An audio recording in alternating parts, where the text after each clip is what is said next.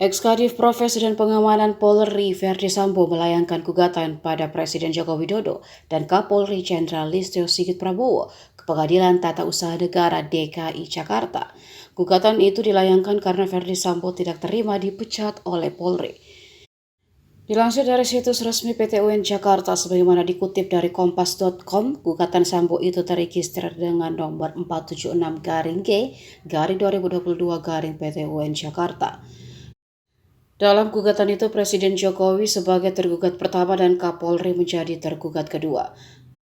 Berikut isi gugatan Sambo terhadap Jokowi dan Jenderal Sigit.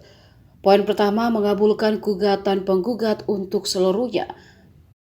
Poin kedua, menyatakan batal atau tidak sah keputusan tergugat 1 sebagaimana keputusan Presiden Republik Indonesia nomor 71 Polri tahun 2022 tentang pemberhentian tidak dengan hormat perwira tinggi Polri tanggal 26 September 2022. Poin ketiga, memerintah tergugat 2 untuk menempatkan dan memulihkan kembali semua hak-hak penggugat sebagai anggota Kepolisian Republik Indonesia. Poin keempat, menghukum tergugat pertama dan tergugat kedua secara tanggung renteng membayar biaya perkara yang timbul dalam perkara ini. Polri memutuskan menolak permohonan banding Verdi Sambo terkait pemecatannya sebagai anggota Polri.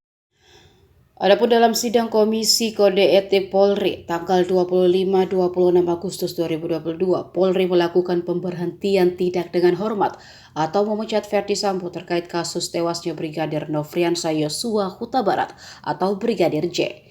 Sambo kini berstatus terdakwa pembunuhan berencana terhadap Yosua. Dengan putusan banding tersebut, Verdi Sambo resmi dipecat dari instansi Polri.